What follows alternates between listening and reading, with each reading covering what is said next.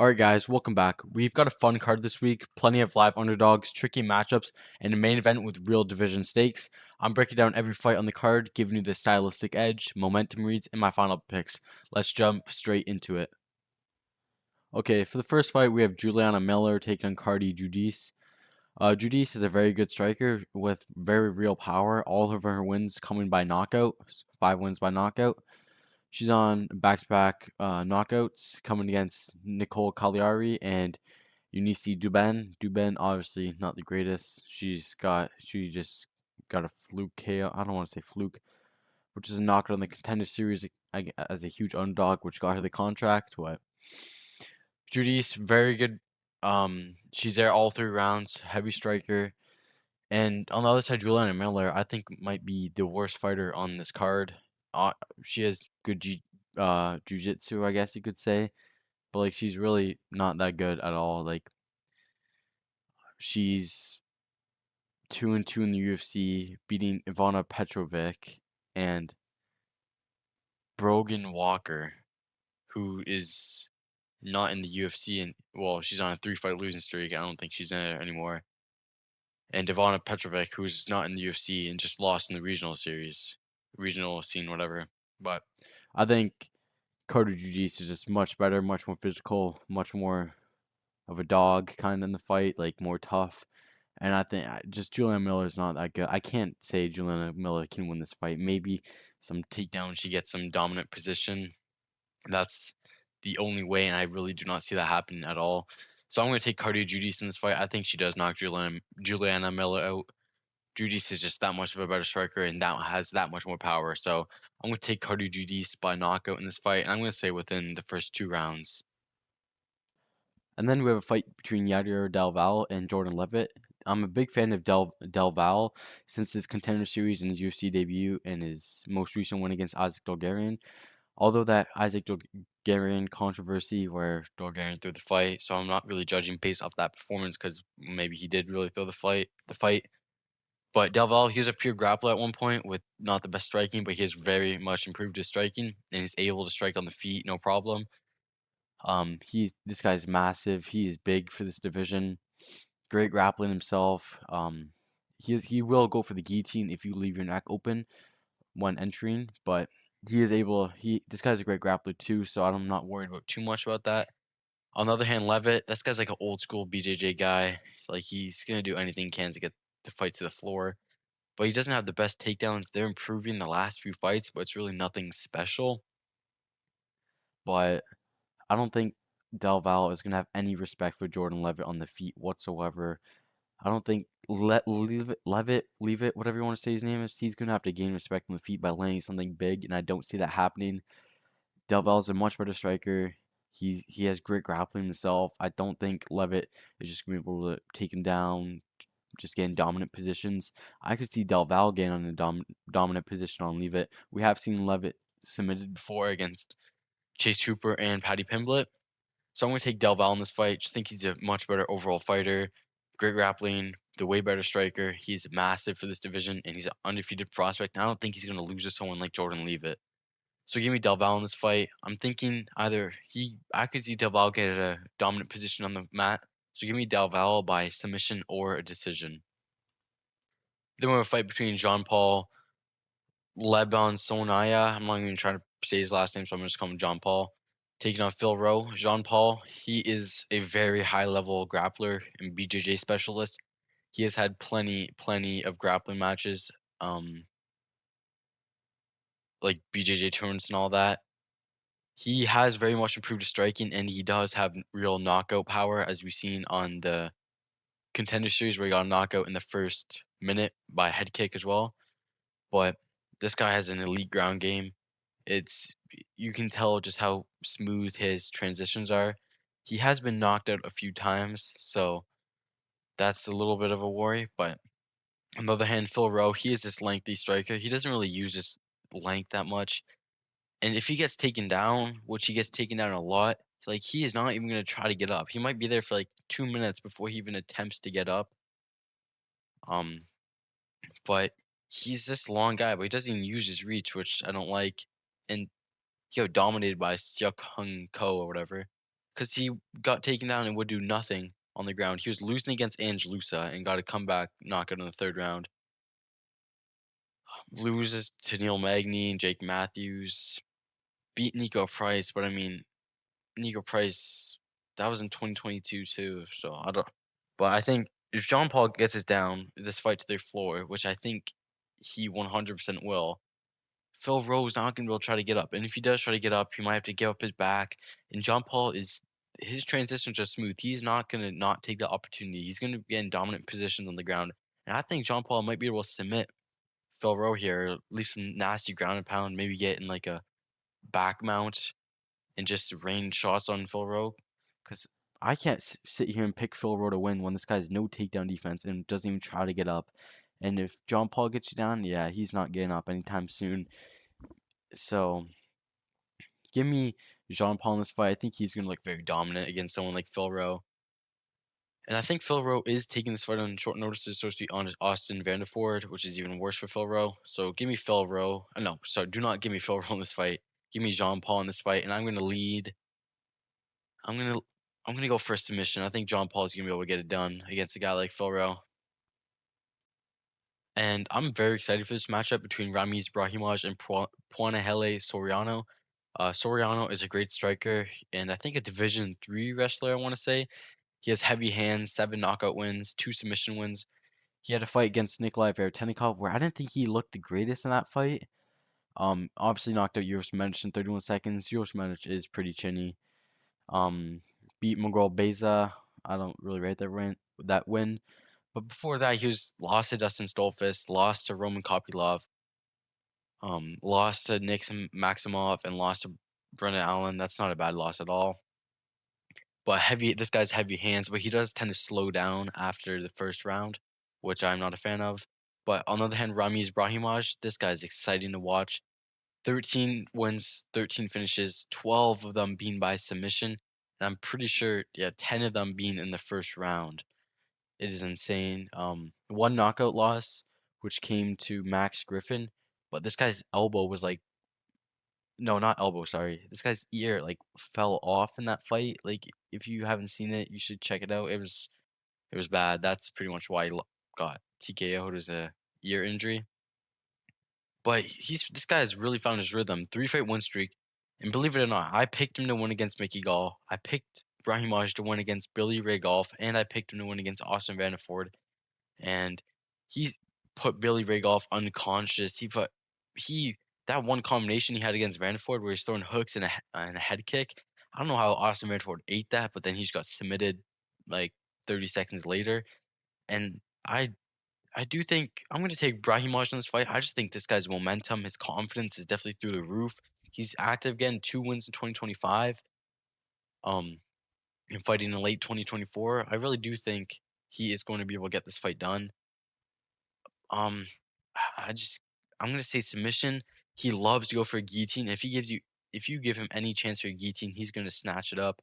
If Soriano goes for like a takedown or anything, and he's not careful, he is gonna get his neck snatched up. I'm gonna take Ramiz Brahimaj in the fight.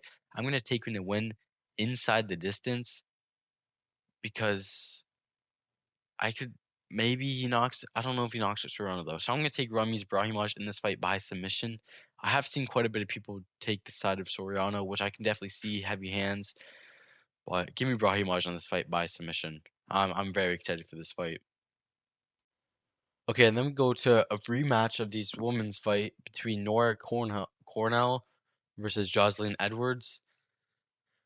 And Nora Cornell actually won in the first fight, but there's a lot of controversy over the decision. I did not get to see that fight, so I'm not gonna have much to say on it.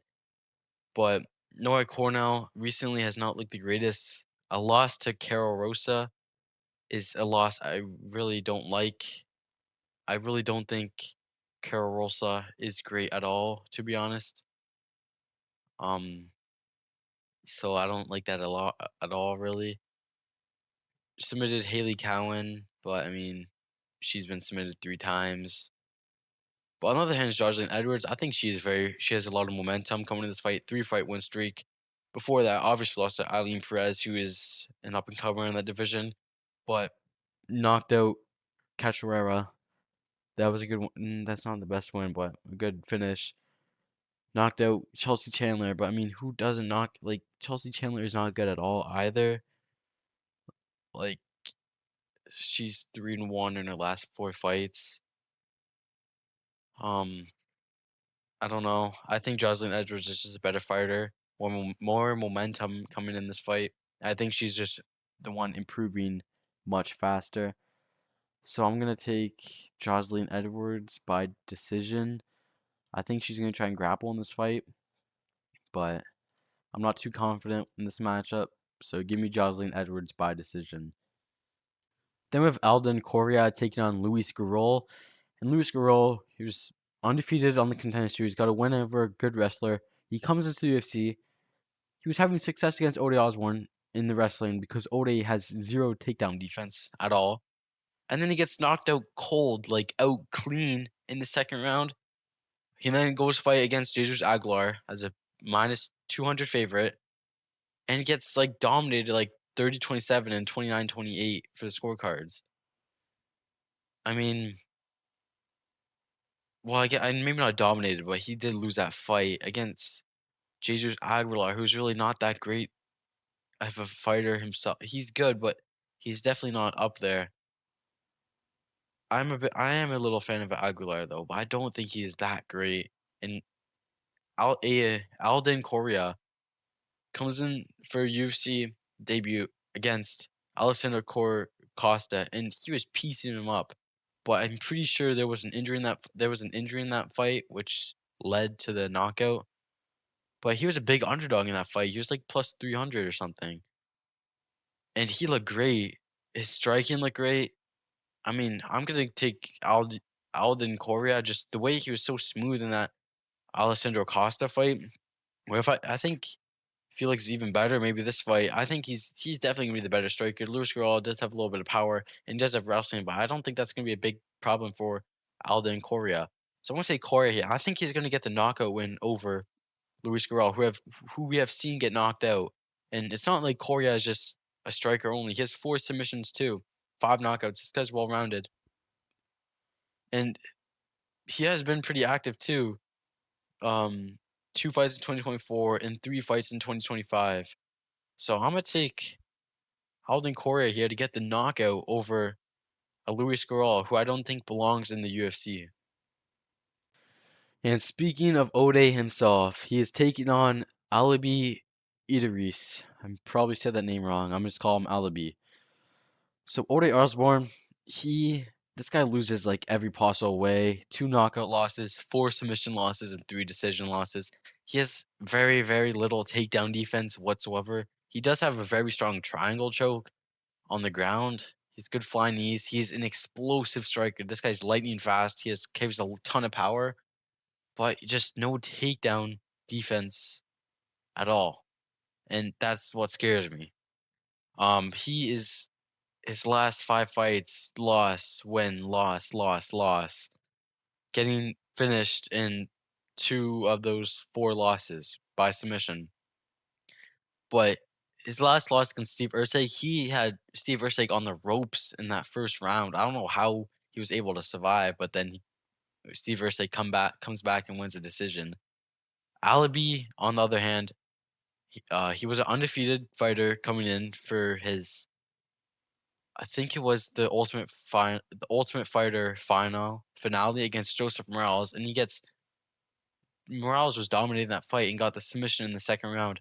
But we have seen Joseph Morales is a good fighter. This guy, he obviously submitted Matt Schnell. Obviously, that's not a best win, but he is on a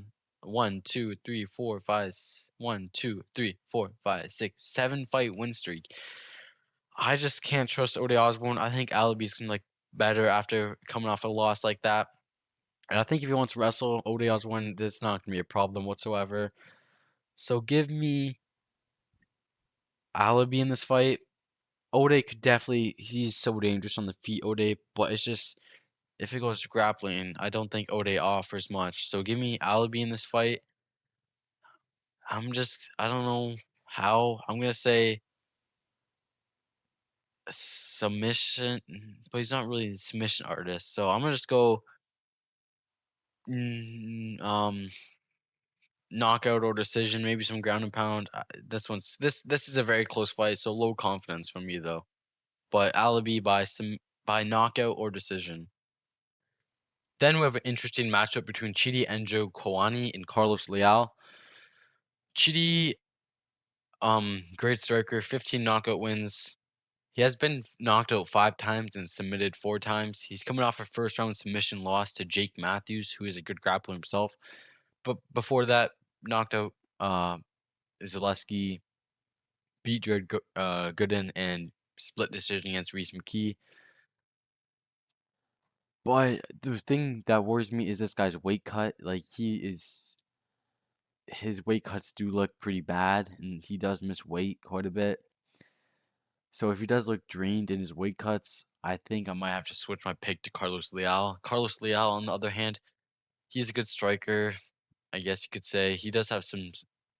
He doesn't have much submissions, but he kind of built his career losing to Renat Fakhretdinov because he won that fight, but they somehow give it to Renat. Then he goes and knocks out Alex Morono, who has shown to be a little bit durable against someone like Donchenko, and then gets knocked out in the first 45 seconds against Muslim Salikov. Like what? I mean, this one's hard to judge. If Chidi does look like he's a bad weight cut, I think I'll go Carlos Leal. But let's say Chidi looks good on the scale, or he misses weight by maybe 2 to 3 pounds, and there's a smart weight miss. He doesn't want to cut the extra few pounds and get a couple pounds on Carlos Leal, and doesn't have to drain himself that much. I think I'll take Chidi then. I'm gonna take Chidi now, but if he does look bad on the weight, like very bad on the weight scale, I'll choose Carlos Leal, I guess. But I trust Chidi more. I think he is the better fighter, and I don't think Carlos Leal is at that level yet. I guess you could say, like knocking out Alex Morono and beating Renat Fakhretdinov, I guess. But I just think Chidi's a better fighter. If Chidi looks bad on the scale, I'll take Carlos Leal. But let's say Chidi makes a weight or misses it weight by a couple extra pounds, I'll take Chidi. So for now, give me Chidi. I am very low confident in this fight. I'm going to be honest. I don't know these fighters the best like the other ones, but I'll take Chidi in this matchup. Low confidence on this one. And then we go to another fight where it is pretty much like a 50-50 fight, in my opinion. Zachary Reese, who is, I think he's one of the most least durable fighters I've ever watched. He only has 2 knockout losses, but it feels like this guy's been knocked out 100 times.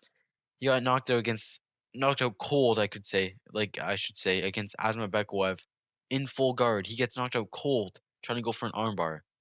He beat Todorovic, and then no contest against Cedric Dumas in the first minute. And against Jackson McVeigh, he was losing the striking exchanges to Jackson McVeigh and got a submission in round 2. But McVeigh was hurting him on the feet. He got slam KO'd against Cody Brundage out cold.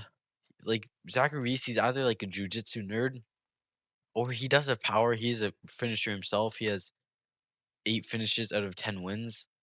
But I can't trust this guy's durability. It's like you touch his chin and it might explode. But on the other hand, Michel Pereira has 45 professional fights. He has 11 knockout wins, 8 submission wins. He's on a 3-fight losing streak. He got knocked out cold in the first 45 seconds against Kyle Dawkins. Loses Abus Magomedov, who has the worst cardio, and gets literally embarrassed by Anthony Hernandez. But before that, he was on like a 7-fight win streak. 7-fight win streak. But I mean, it's Michel Pereira. He might knock him out in the first round. But like, I don't even know how serious this guy's even taking his career now. But I think Michel, he should be able to knock Zach Reese out cold in the first 2 minutes. I think. I just think that Zach Reese's chin is that bad, and Michel is an explosive starter. But I really can't trust Michel Pereira either. But give me Michel Pereira to knock Zach Reese out in like the first couple minutes.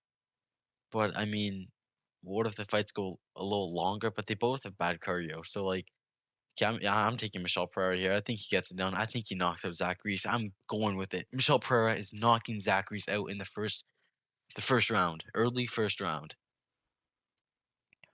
And then we have Jacoby Smith taking on Josiah Harrell. And Jacoby Smith, Daniel Cormier talks so high about this guy. He's a great wrestler.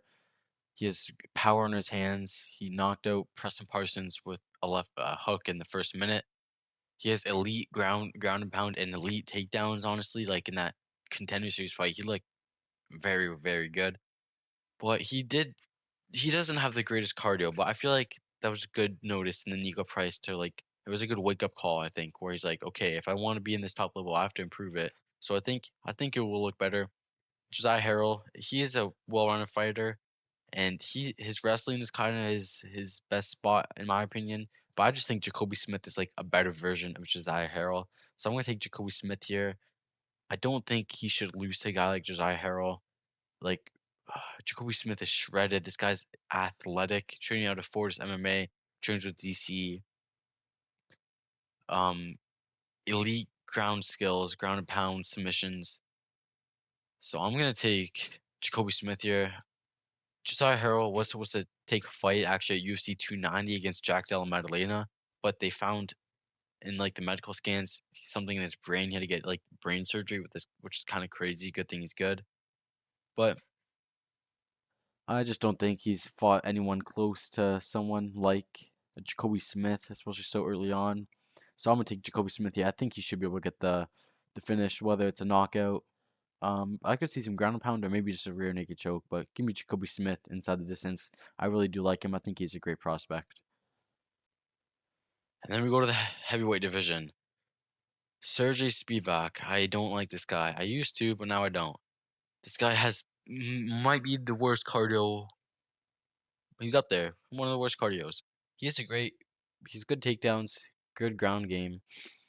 But this guy's like, if he wants, like, sometimes he looks like he's fighting, he's gritting it out, and then other times he's like he gives up mid fight. And Waldo Cortez, he was winning that fight. At one point, he was like minus like 700 odds wise, and then he loses because he gasses out and he has like barely any striking. He has no power threat. Got knocked out by Gelatin Almeida. Look how that turned out to be Gelatin Almeida. Submitted Tibura in like a minute. That was a good one. But on to Delija on the other side. He is a well-rounded fighter, definitely the better striker, more power. 12 knockout wins, has been knocked out 4 times. The Waldo Cortez Acosta fight, it looked like he when you're watching it, you think, okay, Delija got a knockout, standing ref stoppage, but it was an eye poke. They resume the fight, and he gets knocked out 5 seconds later, like literally 5 seconds later. I'm gonna just go on to Delija just because I can't be confident to pick Sergey Spivak just to go and take Delija down and win on the ground. Because I don't think Sergey Spivak is gonna win on the feet. And I think onto Delia is a powerful striker and he's much better. So I'm gonna take Delija here, whatever you say. I don't even care how you say his name. But yeah, I think Delija should win this fight. I can't just pick a Sergey Spivak after his recent fights, honestly.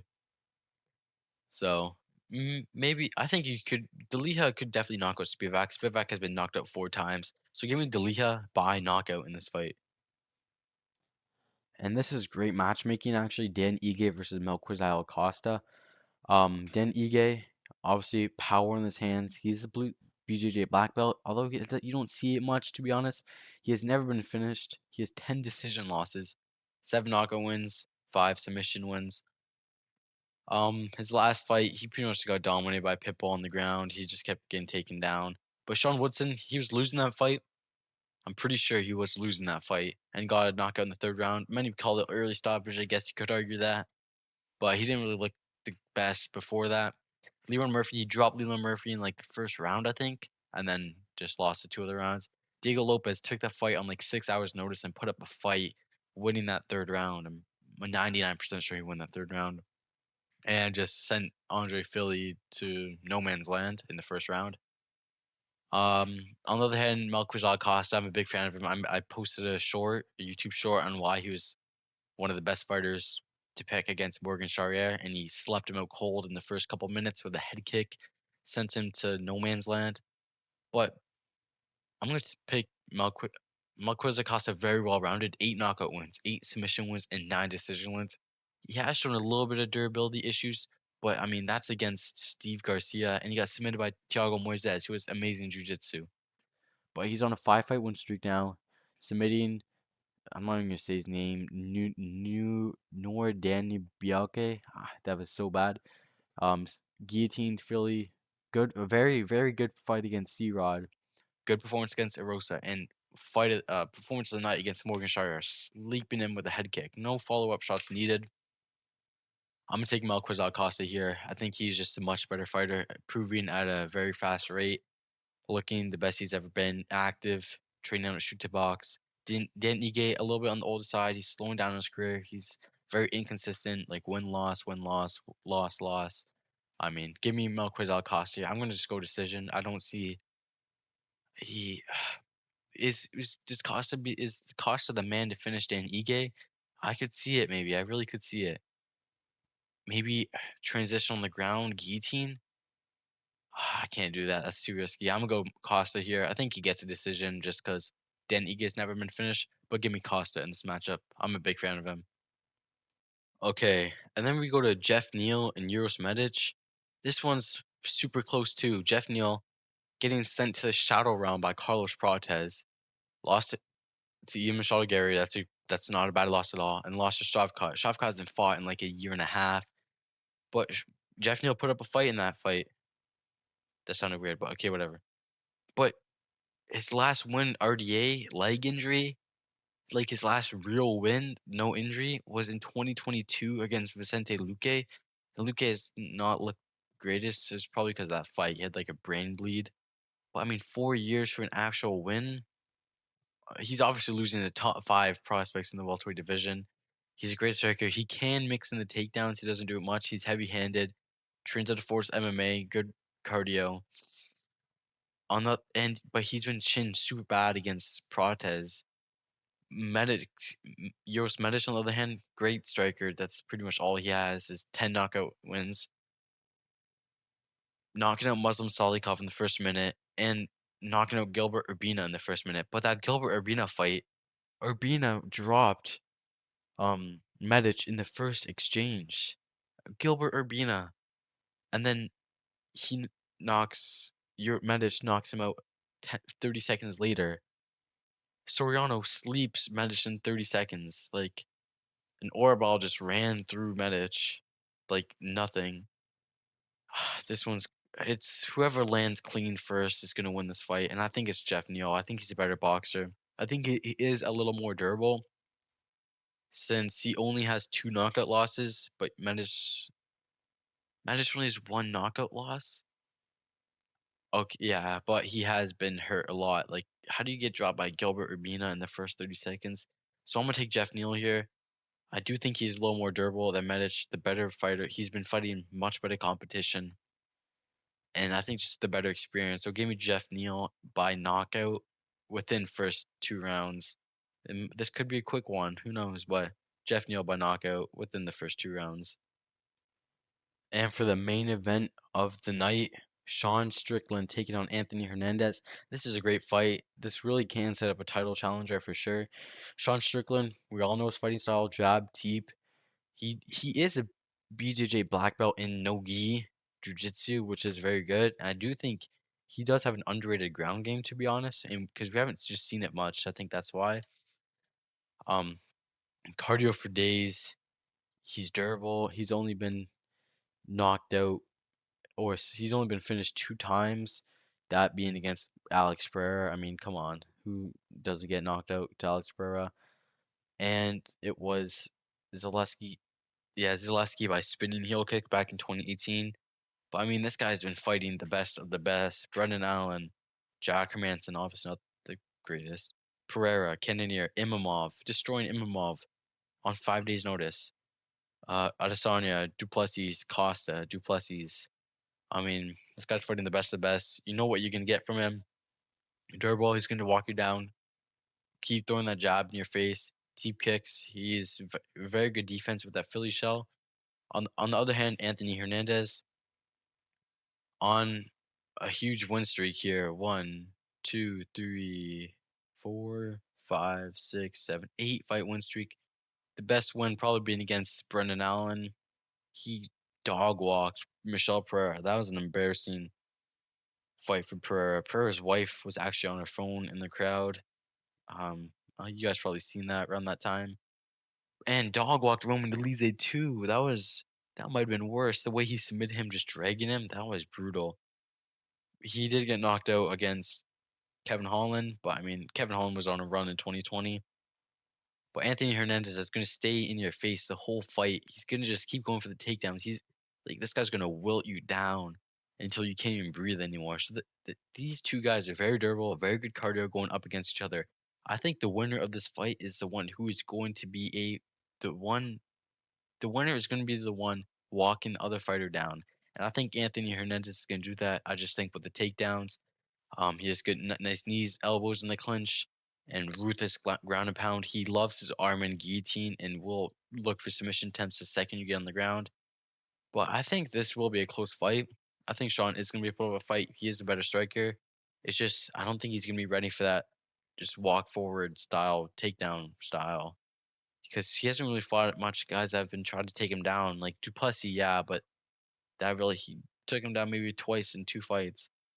And before that, he hasn't really fought any grapplers. So I'm gonna take Anthony Hernandez here.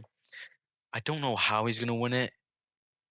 I really don't. I'm gonna just take Anthony Hernandez. I'm gonna just throw up something, maybe a submission. He loves to look for the arm and guillotine any chance he gets, but he does have vicious ground and pound elbows on the ground. So not sure, but I'm gonna take Anthony Hernandez here in this matchup. All right, guys, thank you for watching. That is my UFC Strickland versus Hernandez full card breakdown and prediction. Don't forget to like and subscribe.